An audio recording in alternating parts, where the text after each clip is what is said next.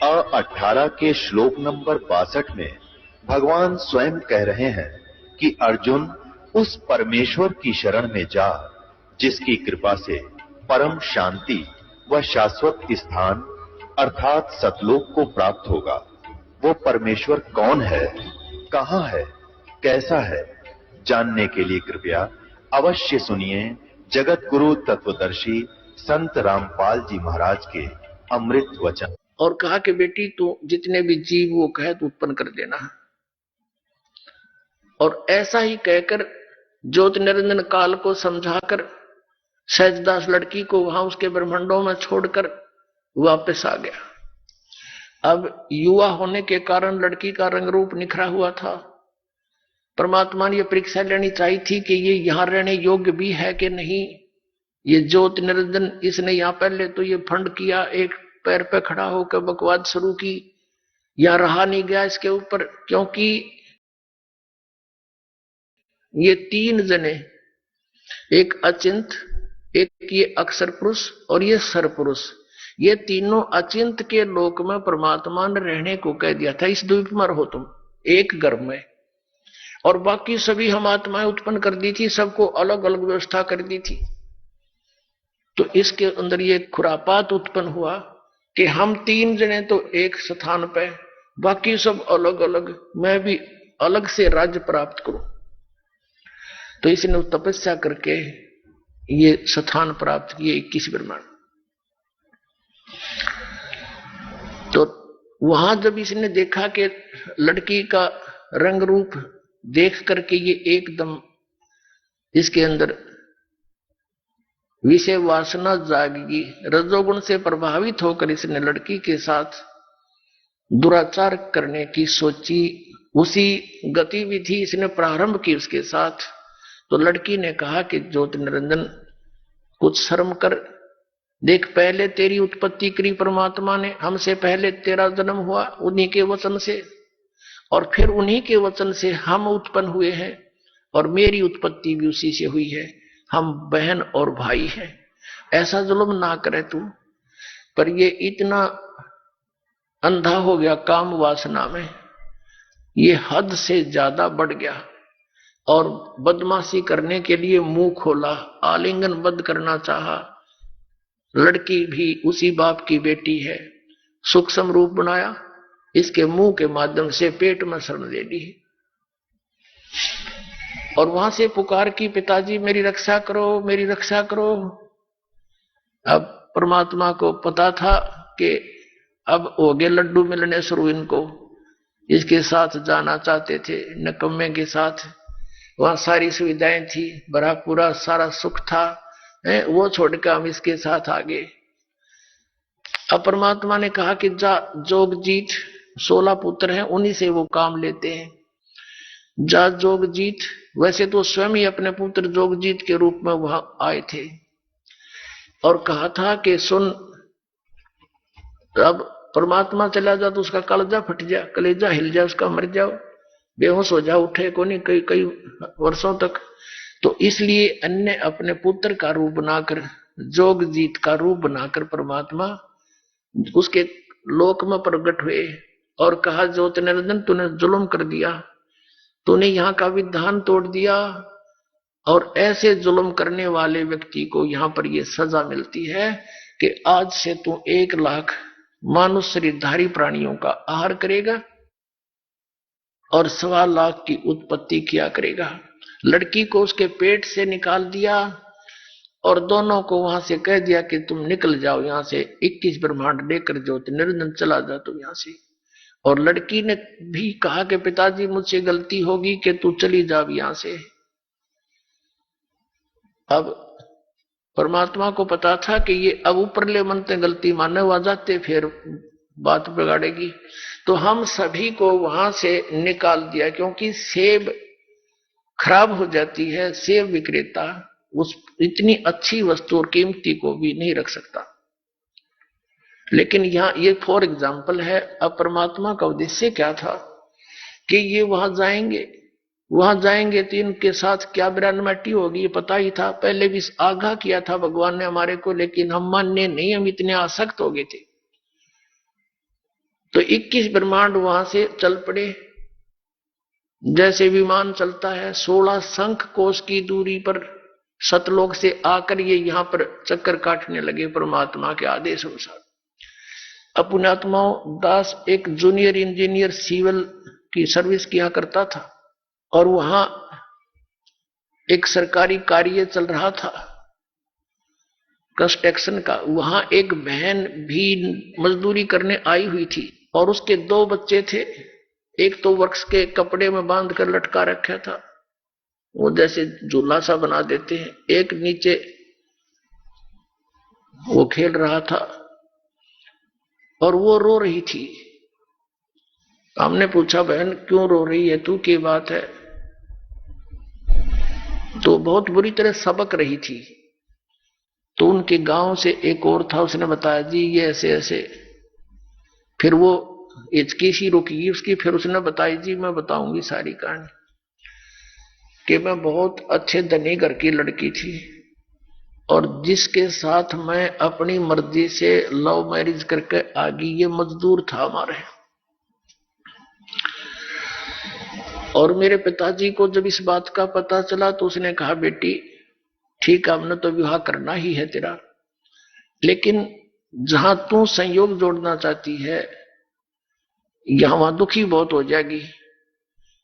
लेकिन मेरे पिताजी की बातों का मेरा असर कतई नहीं हुआ, क्योंकि मैं तो अंधी हो चुकी थी।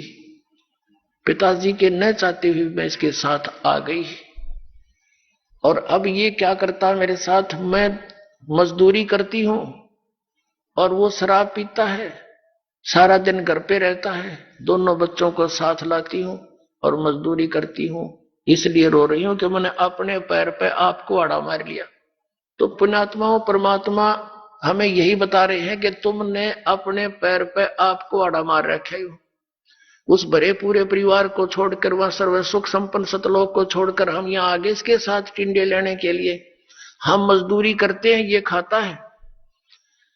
अब इसने स्वर्ग क्या बना रखा है, एक रेस्टोरेंट है, ये वहां का मैनेजर है, ये इंद्र आदि वहां के मैनेजमेंट करने वाले नौकर छोड़ रखे। आप यहाँ भगवान की जो सच्ची भक्ति करोगे तो आपकी कुछ पूंजी जुड़ेगी, शास्त्र अनुकूल साधना करोगे तो। शास्त्र अनुकूल साधना नहीं करते, उनका कुछ नहीं मिलता, वो सीधे नरक में डाल दिए जाते हैं। छोटा मोटा पुण्य करते हो उसके आधार से स्वर्ग में कुछ समय प्राप्त हो जाता है।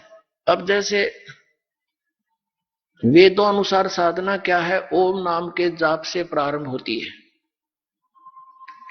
और बाकी जो हमारे शरीर के अंदर कमल बने हुए हैं नीचे बैकबोन में, इन कमलों के अंदर इन श्री ब्रह्मा, श्री विष्णु, श्री शिव जी और दुर्गा जी और गणेश जी के ये है, तो ऊपर स्थान उनका प्रतिबिंब हमारे अंदर दिखाई देता है। तो इनके भी साधना के मंत्र हैं। पुण्यात्माओं, एक साधना होती है, वो तो मजदूरी जानो, एक पूजा होती है। वो पूज्य जो है वो हमारा उद्देश्य होता है, इष्ट होता है, जिसको हमने पाना है। उसके लिए जो हम साधना करते हैं वो उसकी पूजा नहीं है। अब जैसे हमने पता है कि पृथ्वी में जल है और जल हमारा इष्ट है, उसको प्राप्ति के लिए हम हैंडपंप लगाते हैं, वो मजदूरी है, वो प्रोसेस है, वो साधना है और प्राप्य हमारा जल है। तो ये जो साधनाएं हैं, जो आपको प्रथम मंत्र दिया जाता है, ये आपकी साधना है, प्राप्य हमारा परमात्मा है, सत्य पुरुष है, सतलोक में जाना है, उसके लिए सारा प्रोसेस है ये। तो जैसे आप जी ने प्रथम मंत्र ले लिया, द्वितीय ले लिया, सतनाम 2 अक्षर का, एक ओम मंत्र है, एक तत्व गुप्त है, और आप साधना करते रहे और कुछ दिनों के बाद 1, 2, 4 वर्ष के बाद आप छोड़ छाड़ जाते हो, क्योंकि यहां हमारे जो समाज के अंदर अन्य साधनाओं का जोर बहुत घना है और हमें ज्ञान ना होने से हम उन्हीं के भाव में बह जाते हैं, तो वो यहां रह जाते हैं, सतलोक नहीं जा पाते। लेकिन जितने समय उन्होंने 2-4 वर्ष ये सत साधना की, वो पुण्य, उसकी पूंजी अलग से डिपॉजिट होगी, उसका धन है वो। और ऐसे धनी को फिर स्वर्ग जाना ही जाना है यहां से मृत्यु के बाद। इसका बाई फोर्स काम है, सारा सुनियोजित है। जैसे पहले आप गणेश जी के लोक में गए तो वहां भी होटल है, और उस होटल का जो चार्ज है वो आपसे लिया जाएगा, और जहां वो मैनेजमेंट वहां का है, मैनेजमेंट करने वाला वहां का प्रधान है, गणेश है, उससे भी उसका कुछ अंश ऊपर उस काल के पास जाता है। ऐसे ही जैसे आप दूसरा मंत्र आपके पास श्री ब्रह्मा और सावित्री का, यानी ये साधना करते हो, इसकी कमाई से आप उस ब्रह्मा के लोक में जाओगे। वहां भी एक रेस्टोरेंट है जिसको स्वर्ग बोलते हैं, ये वो रेस्टोरेंट है। वहां पर केवल धनी व्यक्ति ही जा सकते हैं, और आपकी पूंजी वहां डिपॉजिट हो जाती है, और जिस समय आपका वो धन समाप्त हो जाएगा आपको बाई फोर्स वहां से निकाल दिया जाएगा। फिर आप जाओगे विष्णु जी की मंत्र की जो आपकी भक्ति धन है, वो विष्णु लोक में जाकर उसके रेस्टोरेंट में खाओगे, खराब करोगे, और उनका चार्ज उसका जो है वो अलग से है।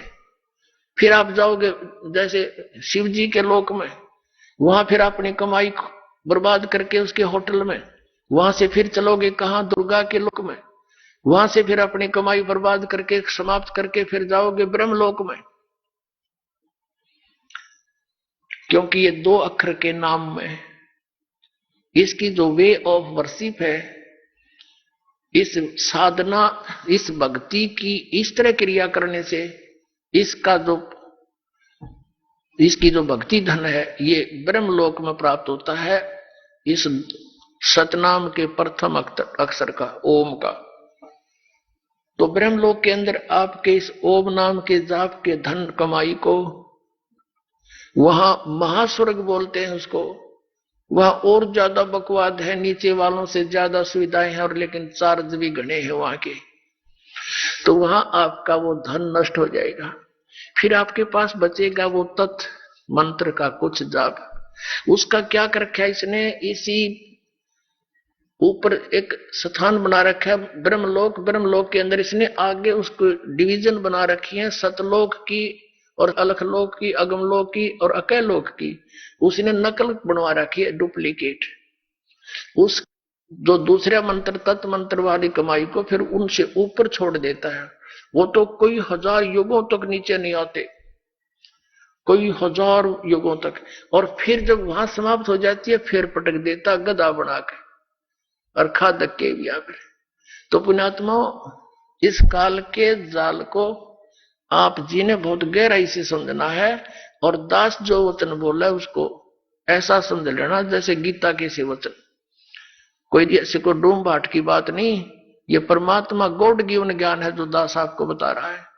आज तक हमारे को सतलोक और सचखंड का नाम लेकर कोरा बकवाद सुनाई गई, और वो झूठे मंत्र, गलत मंत्र दिए गए जो मोक्षदायक नहीं है।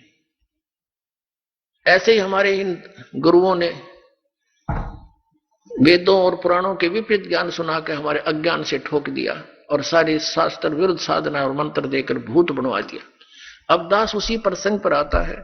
अब इस काल को और दुर्गा को 21 ब्रह्मांड समेत यहां भेज दिया। अब इस काल ने सोचा कि भी मेरे साथ तो जो होना था हो लिया, अब यहां मेरा कौन के बिगाड़ेगा, मैं ओली सोली हो गया। लेकिन परमात्मा ने इसको कह दिया था, इसका विधान बना दिया था, और पहले ये वचन ले लिया था कि तू इन आत्माओं को दुखी ना करना। तो उसने कहा था कि नहीं भगवान, मैं तंग नहीं करूंगा आपके बच्चों को। परमात्मा ने विधान बनाकर दे दिया कि लिए संविधान है तेरा। तो उसमें क्या लिखा है कि जैसे कर्म जो करेगा, इसने कहा प्रभु जैसे कोई कर्म करेगा मैं वैसा ही फल दूंगा, मैं अपनी तरफ से किसी को यानी नाजायज दुखी ना करूंगा, और नहीं मैं कुछ इनको ऐड दे सकूंगा। तो परमात्मा ने इसको कहा ठीक है। तो ये एक विधान बनवा दिया परमात्मा ने कि जैसे कर्म करेगा वैसा ही फल यहां मिलेगा। इसमें ना तो ये ब्रह्म कुछ परिवर्तन कर सकता, ना ब्रह्मा विष्णु महेश आपके प्रारब्ध में आपके किए हुए शुभ और अशुभ में कोई परिवर्तन कर सकते। केवल परम अक्षर ब्रह्म ही सतपुरुष आकर के आपके इन प्रारब्ध के कर्मों को भी नाश कर सकता है, आपके जीवन में आने वाली आपदाओं को भी वो समाप्त कर सकता है। वो मंत्र विधि बताएगा, बताता वो कैसे आता है, उसके ऊपर ही आज का सत्संग है। अपने आत्मा इसने फिर क्या किया, उस लड़की के साथ फिर वही व्यवहार किया। लड़की ने कहा कि देख ज्योति निरंजन, पहले तो तू मेरा बड़ा भाई, मैं तेरी छोटी बहन, अब मैं तेरे पेट से निकल कर आई हूं, तेरी बेटी होगी, पुत्री होगी तेरी, लेकिन पिता और पुत्री का ये योग जो तू करने जा रहा है अच्छा नहीं। लेकिन इसने एक नहीं सुनी, बाई फोर्स लड़की के प्रजनन इंद्रिय लगाई।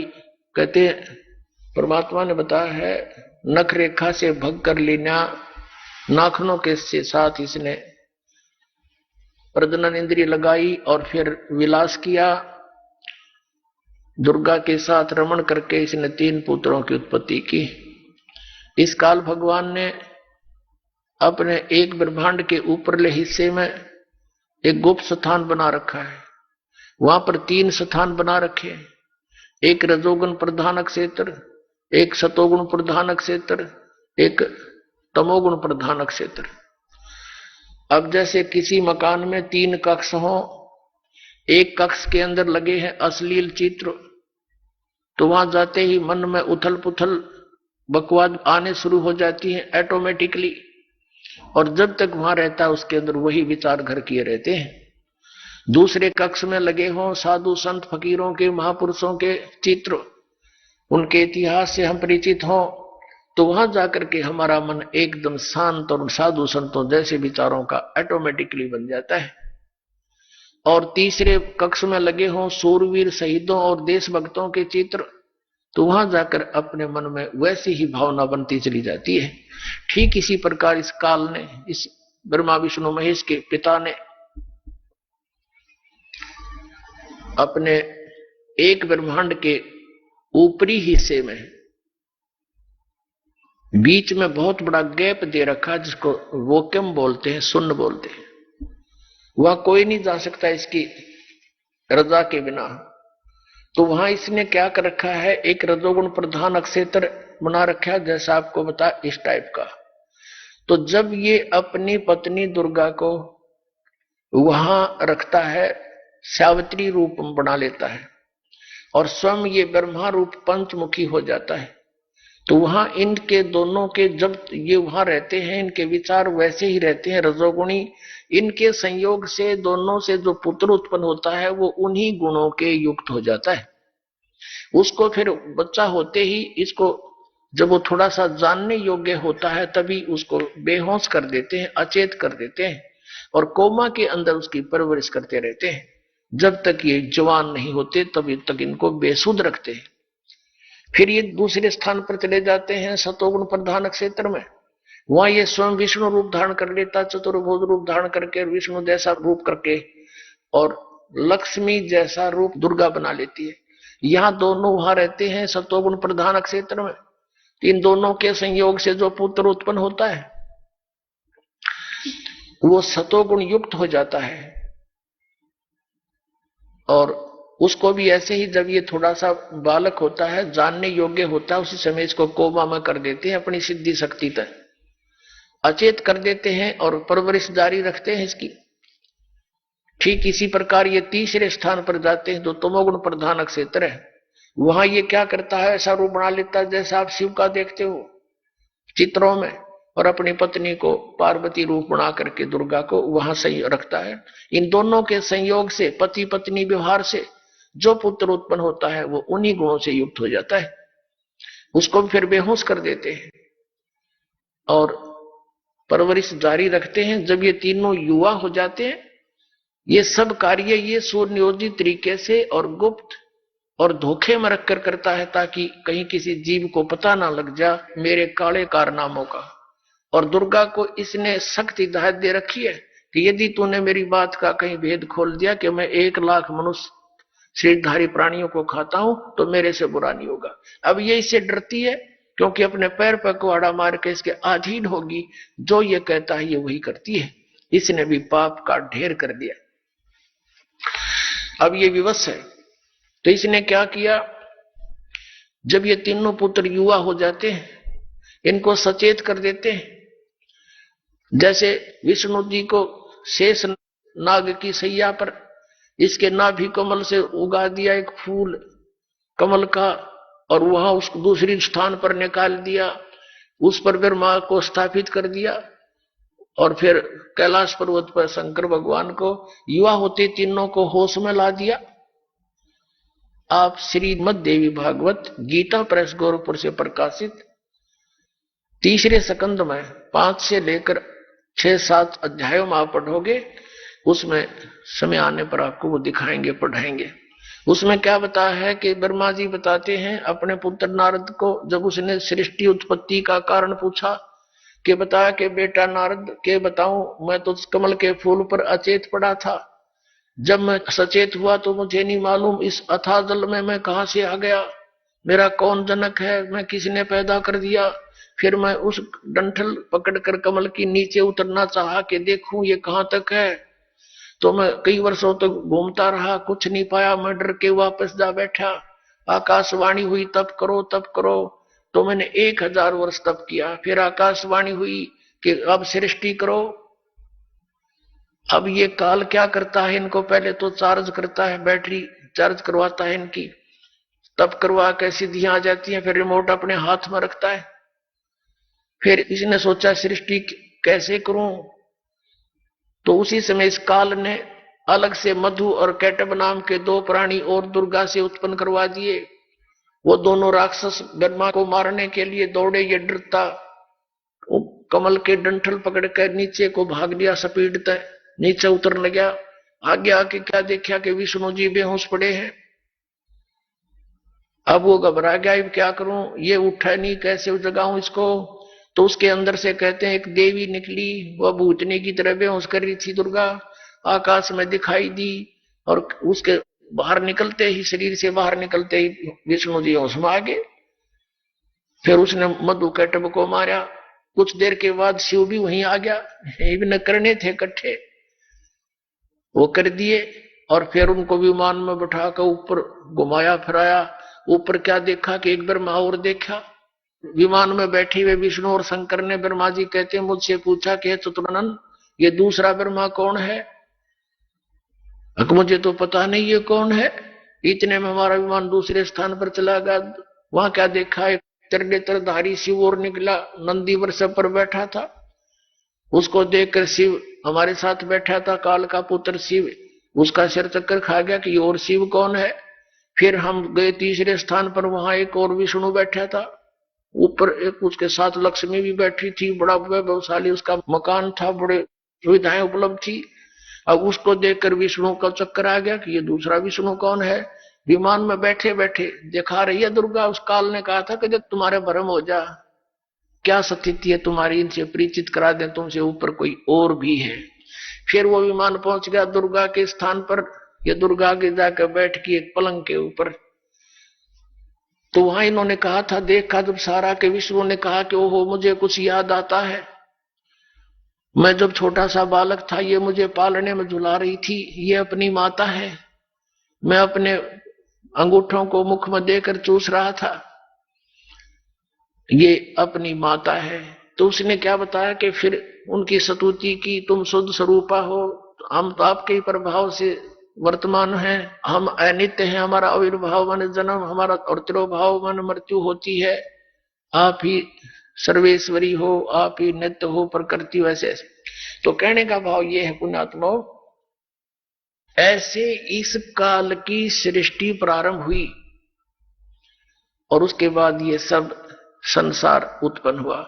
जब प्रथम सतयुग का आधा जा चुका था, उस समय देखा कि हाहाकार मच गया तपस्या के ऊपर। नीचे तो शांत नजर आता था, लेकिन सतयुग के प्रारंभ से मध्य के बाद में कुछ अंतर हो जाता है। तो तब परमात्मा आए थे तपस्या पर खड़े हुए। अब ये बैकग्राउंड बनाई है पुण्यात्माओं ये बताने के लिए कि ये मजहब और धर्म अब क्यों बने, ये पहले क्यों ना बने। और ये नकली पंथ इतने चाल गए सतलोक करके, ये पहले कहां गए थे। ये काल का सुनियोजित जाल है हमें डिवाइड करने का, हमारे को एक दूसरे के साथ लड़ाई रखने का, अपनी अपनी साधना और अपने इष्ट को सर्वश्रेष्ठ मानकर हम एक दूसरे से खसते रहते हैं, अशांति पैदा करे रखते हैं। घर घर में आप देख लो ये कैसे जुल्म करवाता है, कैसी इसने व्यवस्था करवा रखी है। दो रोटी बनानी और खानी है, उसी में सारा दिन अटपट रहती है। तो ये चाहता है इनको जितना दुखी कर सकूं उतना कर दूं, और परमात्मा चाहता है मेरे बच्चों को जितना सुखी कर सकूं यहां भी कर दूं, लेकिन ये सुख सथल नहीं है। फिर भी यहाँ का जो सुख है वो परमात्मा कबीर जी ही दे सकता है। आपको सद्बुद्धि देगा, आपके हृदय में आकर इतनी दृढ़ता देगा, एक दूसरे को सहनशील बनाएगा और धीरे धीरे आपको शांति पैदा कर देगा। पूरे विश्व में ये शांति होगी, इस मार्ग को स्वीकार करना पड़ेगा।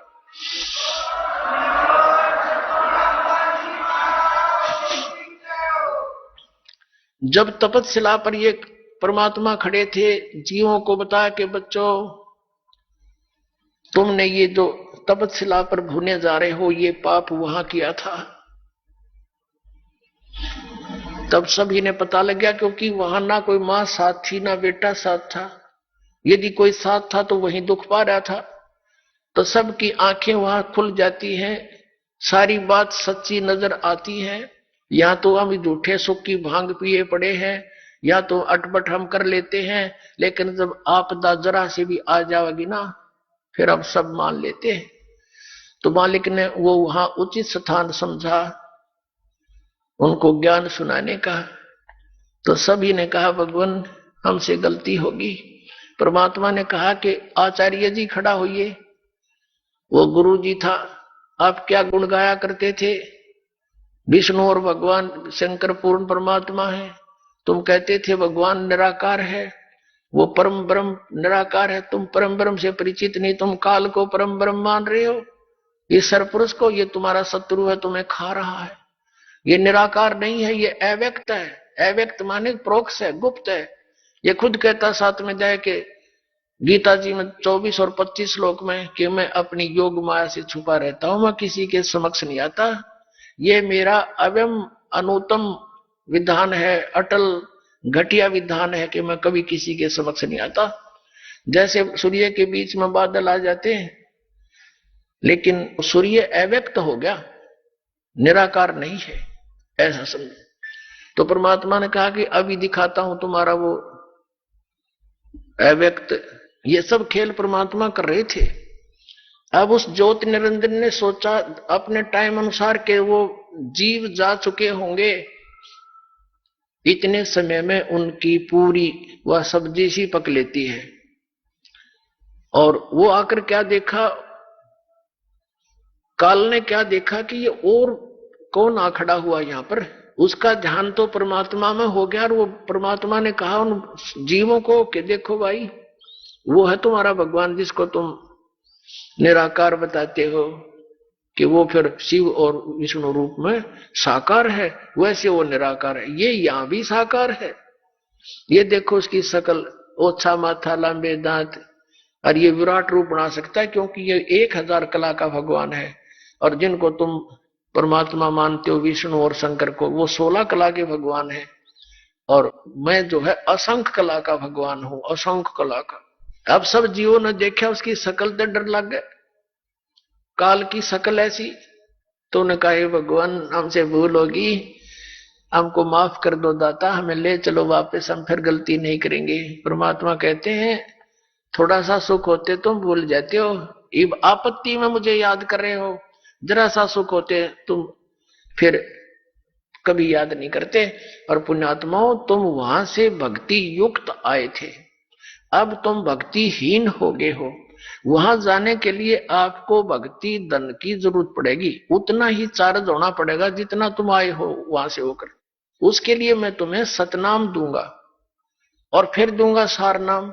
उस सतनाम की इतनी जबरदस्त चार्जिंग है कि एक यानी सच्चे all in all respect, in all respect, यानी पूर्ण रूप से मर्यादा में रहते हुए, हर तरह से विनम्र भाव से, सच्ची आत्मा से, इस सतनाम का 2 अक्षर के मंत्र का एक सिमरन इतना कीमत रखता है कि यहाँ के 14 लोग एक तरफ रख दें तराजू के उस तखड़े में, पलड़े में, और एक तरफ यह कीमत रखते हैं। और ये पृथ्वी लोग, स्वर्ग लोग और पाताल लोग तो पासंग रख दे, जिसकी कोई सौदे में नहीं होता उसको पासंग कहते हैं। अब हम कितने धनी थे भक्ति के, और हमने इस सारे जीवन में इतनी भक्ति करनी पड़ेगी, श्वास श्वास का सेवन करके वो भक्ति दंड फिर ग्रहण करना पड़ेगा। और उस भक्ति की शक्ति से, उस भक्ति के बल से हम इतने स्पीड से वहां जाएंगे कि काल देखता रह जाएगा। तो वो भक्ति कहता मैं दूंगा तुम्हें वहां जा करके, और मेरा जो सतनाम 2 अक्षर का होगा उसका जाप करना, पूरी विश्वास के साथ लगे रहना। जब तुम जाए धरो जग देहा, तब तुम करना मम सत शब्द सनेहा। परमात्मा ने कहा था जब तुम मानुष शरीर मिले जो संसार में, तब मेरा कोई संत इस सतनाम का सच्चा ज्ञान देता हुआ मिल जाए तो वो ग्रहण कर लेना, उसकी भक्ति करना बेटा, फिर तुम्हें ला सकता हूं। मेरा इसका वचन हुआ था, तुम सब इच्छा से आए हो और सब इच्छा से ही वापस जा पाओगे। तो पुण्यात्माओं, ये सारे ज्ञान देने का, ये सारा आत्म ज्ञान सुनाने का तात्पर्य ये है कि आपकी यहां से आत्मा आस्था हटे, यह हटेगी, क्योंकि ये ज्ञान इतना सत्य है। आप यहां रहते हुए भी आपकी आत्मा यहां नहीं रहेगी, एक दिन ऐसी स्थिति आ जाएगी जब तक आप मोक्ष के लायक नहीं होंगे। फिर क्या होगा?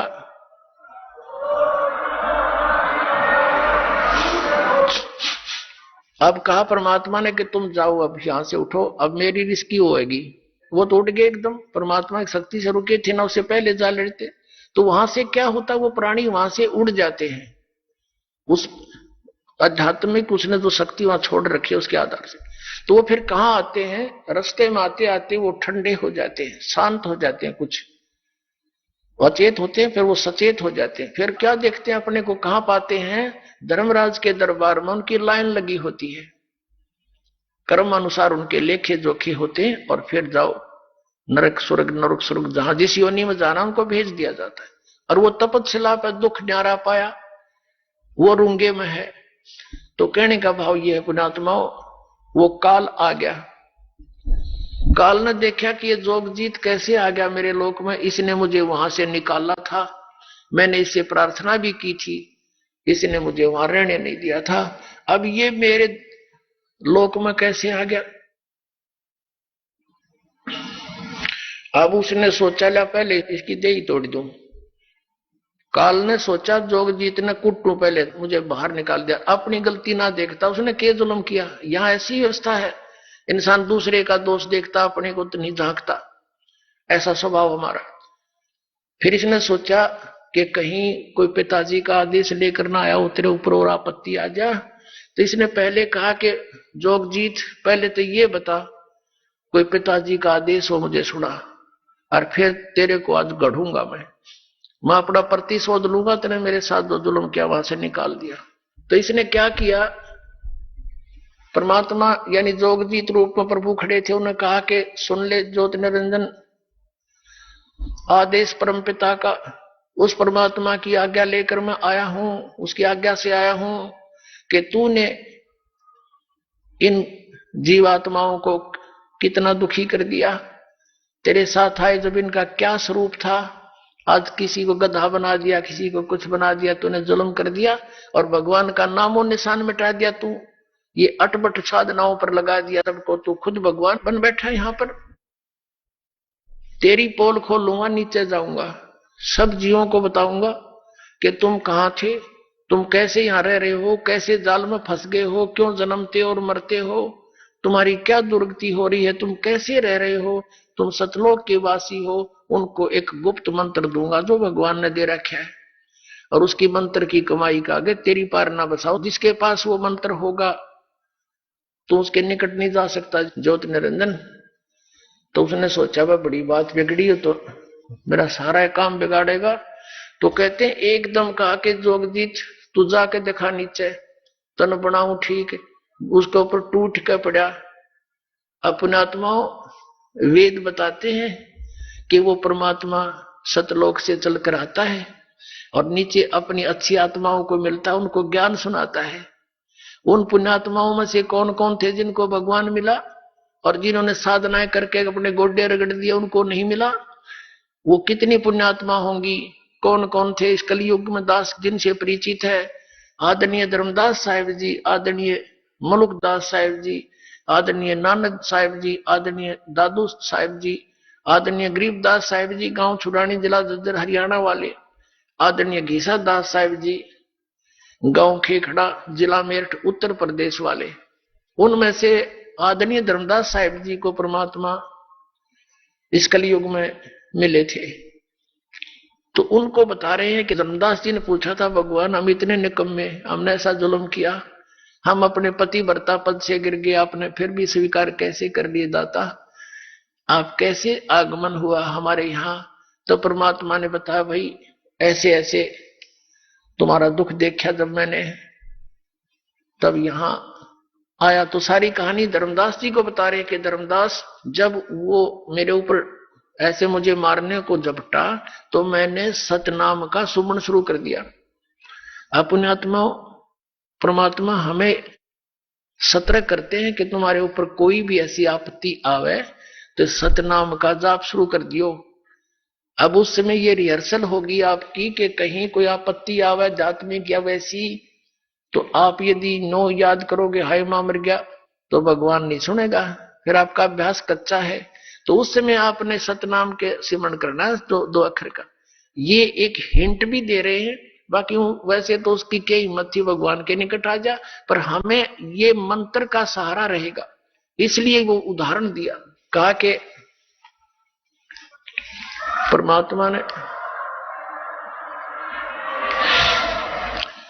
परमात्मा ने हमें सतर्क किया कि तुम्हारे ऊपर कभी ये अटैक करता दिखा तो ये सिमरण कर दिए, इसका कालजा पाट जाएगा, निकट नहीं आ सकेगा तुम्हारे भूत प्रेत ये कुछ भी, ये तो सौदा के है। जो इस सिमरण का सच्चे मन से पूरी मर्यादा में रहते सिमरण करते रहोगे। तो कहता परमात्मा ने कहा कि मैंने सतनाम का सुमरण कर दिया धर्मदास, ये ऐसे गिर गया, नीचे गया पाताल के नीचे, पाताल में पहुंच गया, इतना भयभीत हो गया। फिर इसको वहां से मैं साथ जाकर ऊपर ला के आ जा, यहाँ तेरी बेइज्जती नहीं करता, ऊपर बात करूंगा तेरे थे। इसके उसी लोक में मैं ले गया, ये ऐसे पड़ा नीचे जैसे पक्षी की पंख कट जावे और पड़ा पड़ा तड़पता है, कोई पार नहीं बसावे, ऐसे कर रहा है और कह रहा है मुझे गलती होगी, बड़ा भाई है मैं छोटा भाई तेरा, छोटे तो गलती करा करते हैं, बड़े माफ किया करते हैं, मुझे क्षमा कर दो। धर्मदास मेरे पैर पकड़ दिए इस काल न आकर के, माफ कर दो, मैं तेरा छोटा भाई, मैं तो आपको पिता के समान समझता हूं। तब मैंने इसको कहा ठीक है माफ कर दिया। फिर इसने मेरे से क्या कहा कि हे भगवान यहाँ कुछ वस्तु ऐसी है जो मुझे अभाव है, आप वो मुझे दान में दे दो, दान में। परमात्मा ने कहा था कि बोल क्या मांगेगा, कैसे नहीं वचनबद्ध हो जाओ।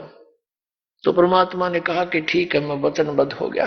तब इसने कहा था कि 3 युगों में जीव कम ले जाना, सतयुग त्रेता द्वापर में, और चौथा युग जब कलयुग आवे तब तब शरण जीव बहुत जावे, ऐसा वचन हर मोय दीजे, तब तुम गमन संसार ही कीजे।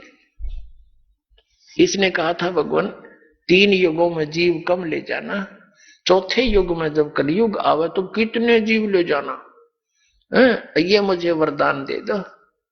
परमात्मा ने कहा तथास्तु, कह दिया भाई ठीक है। अब आपके यह शंका उत्पन्न होगी, भगवान ने क्या पता नहीं था ये ऐसा कुछ कर देगा, तो फिर इसने सारा पता था परमात्मा ने। पुणात्माओं, जब तक हम भगवान की इस कथा में दोष देखना बंद कर देंगे तब हम इस मार्ग पर चल पड़े, ये सोच लो।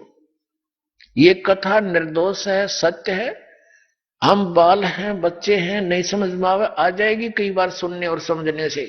जब इसने झपट्टा मारा और परमात्मा ने अपना सिमरन शुरू किया तो इसकी पार नहीं बसाई, ये इतना घबरा गया, वहां से इतनी स्पीड से भाग गया, पाताल में जा गिरा।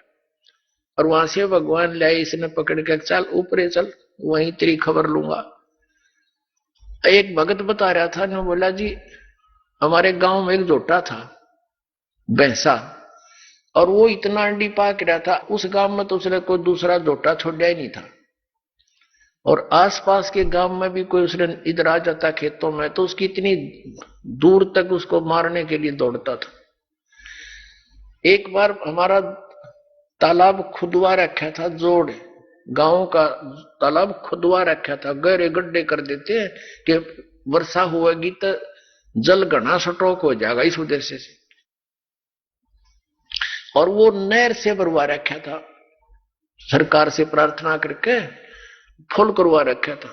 तो उसमें क्या हुआ कि ये हाथी वाले आते हैं गांव में दाने कुछ मांगन मुंगन आते हैं, हाथी वाले आ रहे थे। उनने हाथी, दोपहर का समय था, हाथी छोड़ दिया जल में कि यू मस्ती मार लेगा थोड़ी देर। वो हाथी उन तालाब के अंदर गहरे गहरे गड्ढे बनवा रखे थे, खोद रखा था, उनमें सारा डूब गया। थोड़ा सा सर दिखे और एक थोड़ी सी दूरी पर सूंड ऊपर कर इतना दिखे। वो जोटा आ गया, वो भैंसा स्नान करने के लिए, पानी पीने के लिए। अब उसने देखा कि दूसरा भैंसा कैसे आ गया मेरी जोडेक्शन में, इसकी हिम्मत कैसे पड़ गई। उसने हाथी का सिर दिखा था। उसने सोचा यो भी कोई जोटा है, भैंसा है, तो उसकी तरफ चला नो खखा के पानी में, जल में, अगदो से भी इसको मार डालूंगा। अब हाथी ने देखा कि इसने आ लड़ते निकट सी, वो हाथी खड़ा हो गया, वो सारा बाहर निकला। वो जोटे ने देखा, उसका कलजा पाट गया, इतना स्पीड तो भाग गया। नो क्या था, नो मुंह बा लिया और हमारी 3 किलोमीटर सीमा है गांव की, उससे पार जाकर उसने पीछे मुड़कर देखा।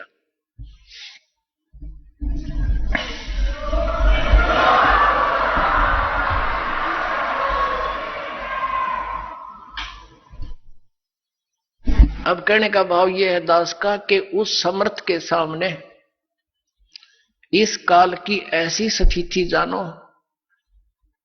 अब तक तो ये हमारे ऊपर बहुत प्रभाव जमाए बैठा था, जब इस परमात्मा का ये सच्चा ज्ञान अपने आत्मा, अभी तक तो हमने कबीर जुलाहा दिखा था और वो हाथी का सिर दिखा था।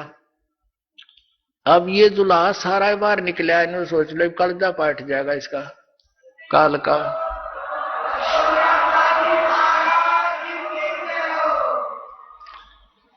अब ये परमात्मा कति प्रत्यक्ष हो गया आपके सामने, ये अज्ञान रूपी जोटा ही भाग जाएगा यहां से। और ज्ञान सब ज्ञानड़ी, कबीर ज्ञान सो ज्ञाने, जैसे गोला तोब का भाई करता चल मैदान। ये तोब का गोला, ये तत्व ज्ञान मालिक का दिया जो दास सुना रहा आपको। अब जो आज का सत्संग जहां से प्रारंभ हुआ था, अभी तक तो वो जो दास कंसेप्ट क्लियर करना चाहता था, अब स्टार्ट होगा। अब जब इसने देख लिया कि वचनबद्ध हो गया, तब इसने कहा था कि जोगजीत, जब तुम कलयुग में आओगे, तुम्हारे आने से पहले अपने दूतों को भेजूंगा, 12 पंथ करूं मैं साजा, तुम्हारा नाम ले करूं आवाजा। 12 पंथ नाम जो ले ही हमरे मुख में आन समोई, और अनेक पंथ चलाऊं। ये 12 पंथ तो कबीर नाम से चलाए गए हैं काल के दूतों द्वारा। और अनेक पंथ चलाऊं, या विद जीवों को भरमाऊं। वो अनेक पंथों में आते हैं, ये निरंकारी पंथ, ये सतपाल वाला पंथ, देश वालों का पंथ, निरंकारी पंथ, ये सच्चा सौदा सरसा जगमाल वाले, ये गंगवा पंगवा सारे, और ये विनोद वाले, जय गुरुदेव वाले, ये सारे काल के पंथ है। वहां तक कोई शरने पैर, और इतने बुद्धिमान व्यक्ति, एजुकेटेड, बड़े बड़े IAS और IPS, और वहां बैठे गुग्गू बने उनके पास, कक्का पता नहीं इनके गुरुओं ने। ये ब्लाइंड फेथ का नाजायज फायदा उठाया इन्होंने, बोली आत्माओं की, श्रद्धालुओं की श्रद्धा को बेचा और उसकी सस्ती महिमा बटोर ली इन्होंने, और संत बन गए, खक भी नहीं इनके पास। तो इसने कहा था कि जब तुम्हारा कोई जाएगा ना, और अनेक देवी मंदिर तीर्थ ये पूजन पर ला दूंगा। ये शंकराचार्य भेज दिया इस काल ने, ये सारी उल्टी कथा पढ़ाया गया, जीव ही भगवान है। बता, कोई विधान है इसका? फिर भक्ति किसी लिए करे, फिर तो कुत्ता भी भगवान है। और फिर क्या कहते हैं, तीर्थ बनवा दिए। बोले एक बार हिमालय में जा रहे थे, ये पांडव तपस्या कर रहे थे, वहां भगवान आ गया भैंस रूप में, और भीम ने भागकर सोचा लिया पकड़ लूं इसको, भैंस अच्छा दूध पीऊंगा, दूध वाली दिखा है। तो कहते भगवान समान लाग गया धरती में, और पिछला हिस्सा भीम ने पकड़ लिया, ताकतवर था वहीं रोक लिया भगवान। बताओ किसा भगवान था जो भीम तो रोक लिया। और फिर कहते हो पिछला हिस्सा जो है ना, बैक पृष्ठ भाग तो वहीं पत्थर का बन गया, बाकी निकल गया, प्रवेश कर गया। अगर भाग नेपाल में जा निकला, वहां पर पशुपति का मंदिर बना दिया और वहां पर वो केदारनाथ बना दिए।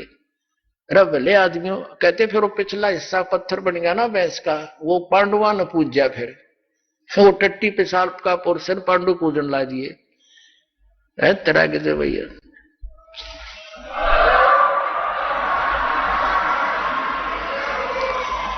अब ये सारा जाल इस काल ने फैलाना था। तब इसने कहा था कि इतने मजहब बना दूंगा, आपस में लड़े कटेंगे, ज्ञान किसी को होगा नहीं, ऐसे संत भेज दूंगा जो भ्रमित करके आवेंगे। तब परमात्मा ने कहा था कि तू अपना काम करी और मैं अपना करूंगा।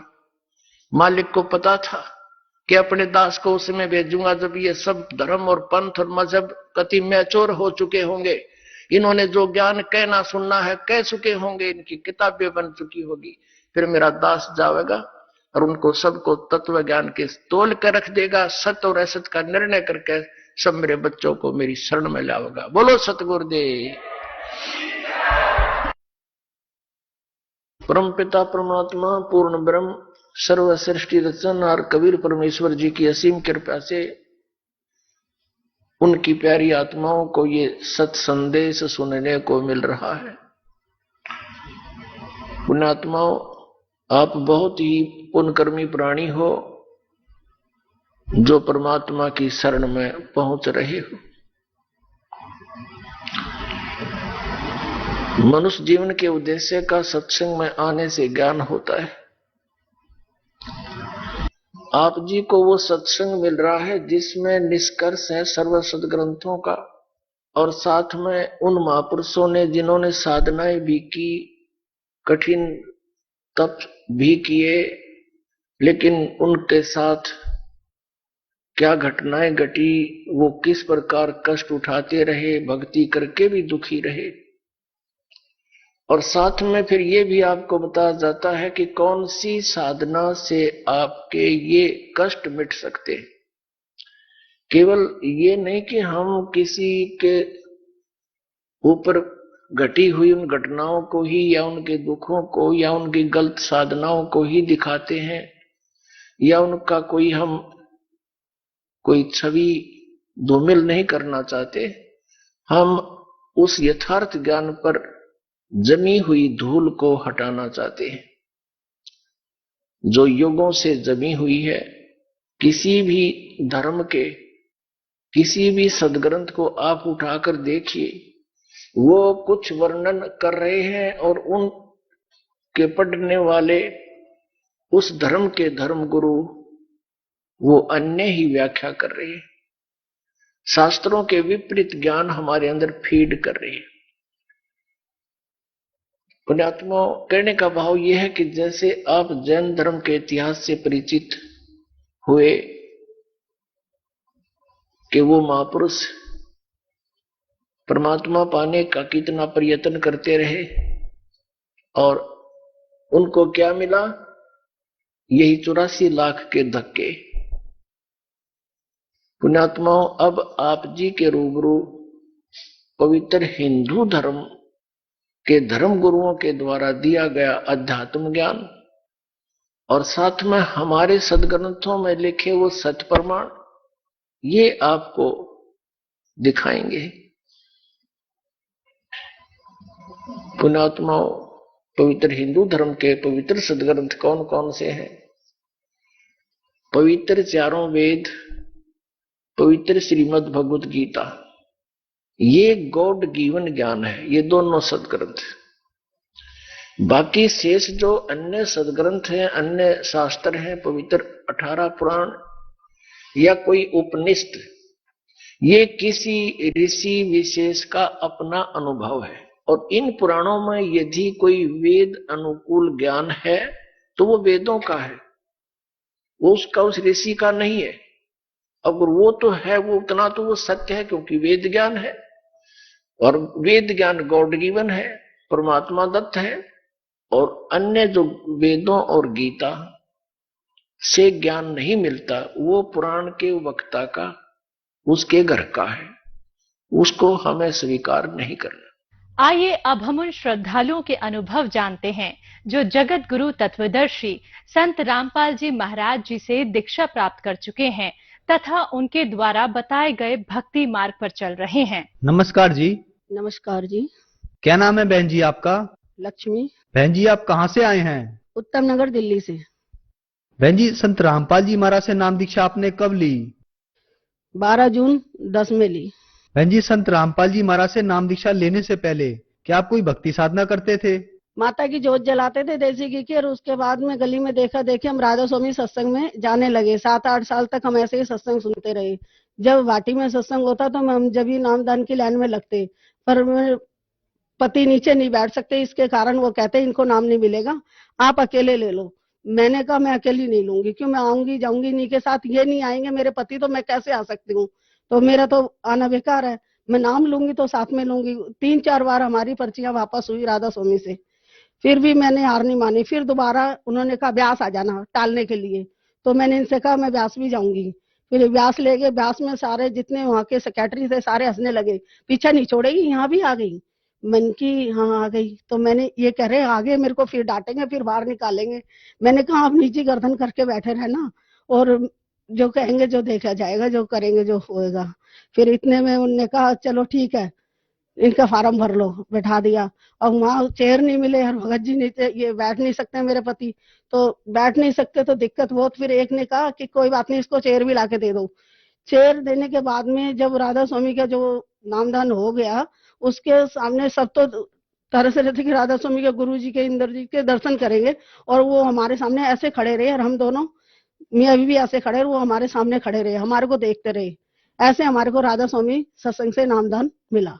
बहन जी आपने राधा स्वामी डेरा ब्यास की बहुत साल तक भक्ति की, तो इन सब भक्ति साधनाओं से आपको क्या क्या लाभ हुए?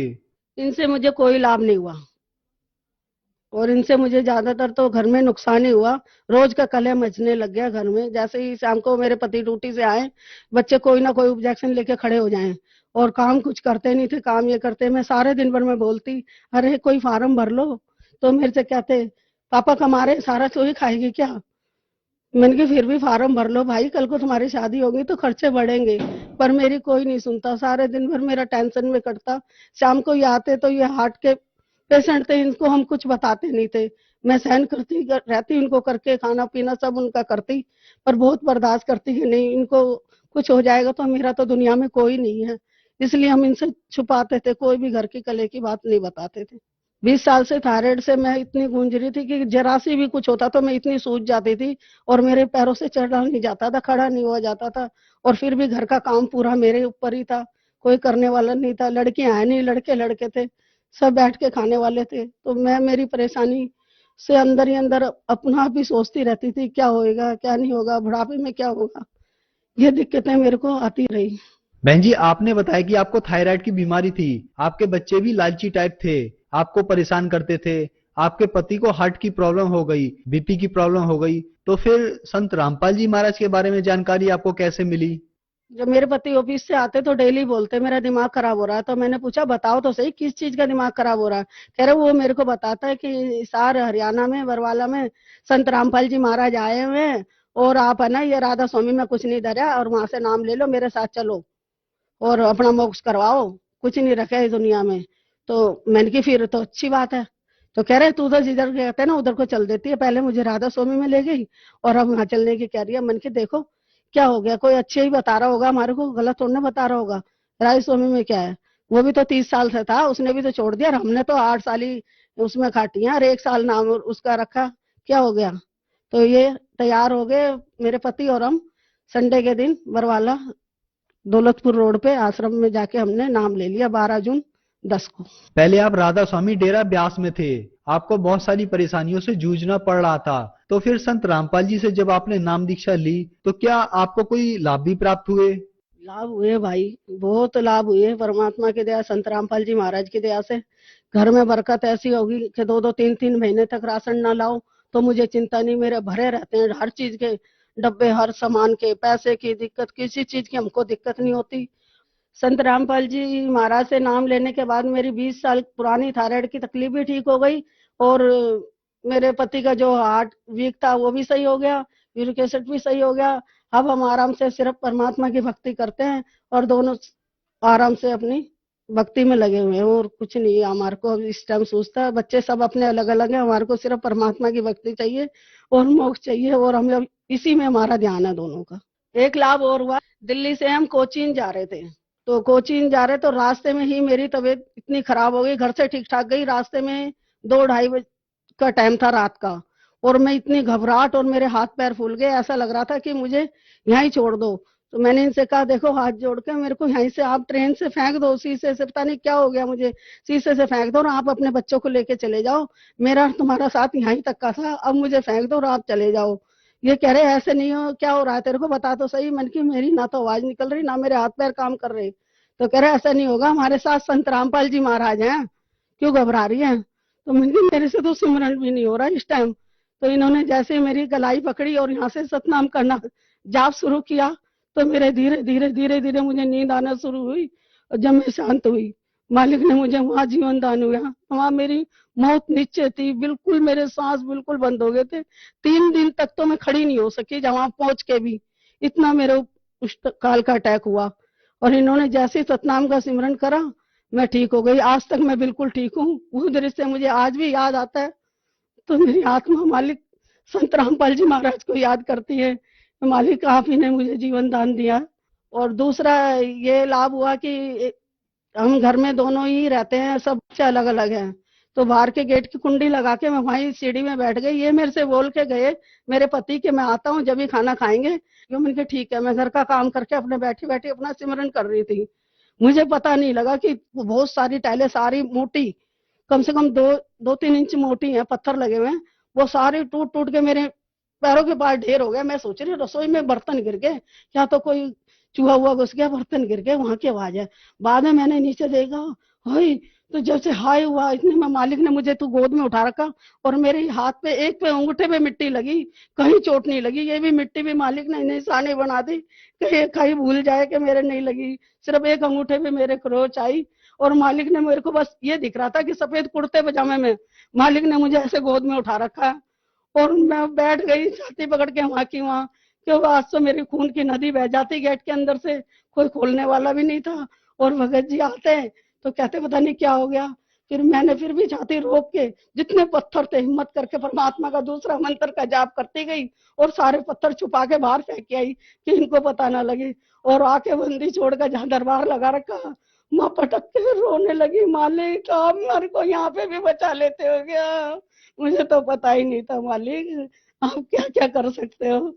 ऐसे ही आए तो मैं बहुत कंट्रोल कर रही थी, फिर भी मैं रो पड़ी। मन के आज तो मुझे मालिक संत रामपाल जी महाराज आए और मुझे गोद में उठा लिया और कह रहे तेरे चोट नहीं लगी। मन की नहीं, सिर्फ एक अंगूठी पे जरा सी खरोच आई, मिट्टी लगी है और कहीं चोट नहीं लगी। बहन जी आपने बताया कि संत रामपाल जी महाराज से नाम दीक्षा लेने के बाद आपको बहुत सारे लाभ प्राप्त हुए, तो जो श्रद्धालु आपको सुन रहे हैं आप उन्हें क्या संदेश देना चाहेंगी? मैं उनको संदेश तो क्या, मैं विनती कर सकती हूँ हाथ जोड़ के, मेरे भाई बहन बुजुर्ग जो लाचार हैं, जो किसी भी चीज से लाचार है, वो संत रामपाल जी महाराज से उपदेश ले लो। मालिक तो सबका सहारा दे रहे हैं, संत रामपाल जी महाराज, जिसका कोई नहीं है उसका तो मालिक बन के आके बैठे हो धरती पे। अवतार संत रामपाल जी महाराज आ चुके हैं, देर मत करो, देर होगी तो पछताओगे। और जल्दी से जल्दी संत रामपाल जी महाराज से नाम उपदेश लेके अपना कल्याण करवाओ। धन्यवाद बहन जी।